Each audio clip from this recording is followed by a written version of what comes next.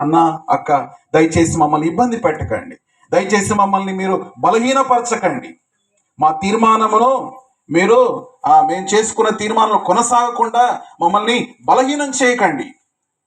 ఇలాంటి తీర్మానం చేసుకున్న ఇల్లుగా ఉందా మన ఇల్లు? ప్రియ దేవుని బిడ్డ, జ్ఞాపకం చేసుకోవాలి. ఎందుకంటే మనం ఈ రోజున ఒక చెడిపోయినటువంటి ప్రపంచంలో దేవుని పట్ల ఆసక్తి లేకుండా, ఆశ లేకుండా, లోకం ఏ మార్గంలో వెళ్తుందో అదే మార్గంలో ప్రయాణించేటువంటి ప్రజల మధ్యలో మనం బ్రతుకుతున్నాం. అలాంటి ప్రజల మధ్యలో నువ్వు దేవుని కొరకు రోషం కలిగి బ్రతకాలంటే ఇలాంటి తీర్మానాలు ఖచ్చితంగా మనం చేయాల్సినటువంటి అవసరం ఎంతైనా ఉంది. ఇలాంటి తీర్మానాలు చేయాల్సిన అవసరం ఎంతో ఉందండి.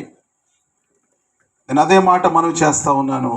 ఈ కుటుంబానికి అలాంటి రోషము కలిగిన నిర్ణయాన్ని మీరు తీసుకోండి. తప్పకుండా మీ గృహము అనేకులకు ఒక ఆశీర్వాదకరమైన గృహముగా, ఒక సవాలు విసిరేటువంటి గృహముగా అది తప్పకుండా ఉంటుందనే సంగతి నేను మీకు జ్ఞాపకం చేస్తూ ఉన్నాను. తర్వాత మూడవ సంగతి దేవుని యొక్క వాక్యంలోనే లూకా సువార్త 15వ అధ్యాయంలో చూడండి. లూకా సువార్త 15వ అధ్యాయం. లూకా సువార్త 15వ అధ్యాయంలో మనందరికి బాగా తెలిసినటువంటి వాక్య భాగమే. యేసు ప్రభు చెప్పినటువంటి ఆ ఉపమానములో తప్పిపోయిన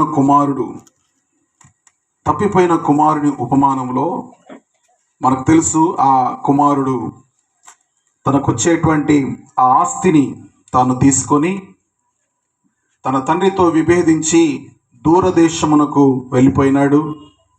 అక్కడ తనకున్నటువంటి ఆ ఆస్తి అంతటిని కూడా దుర్వ్యాపారం వలన చెడగొట్టుకొని చివరికి తిండి లేని పరిస్థితికి వచ్చాడు. ఆకలి అవుతుందని చెప్పి ఒక పందులు కొట్టులో పనిచేయడానికి వెళ్తే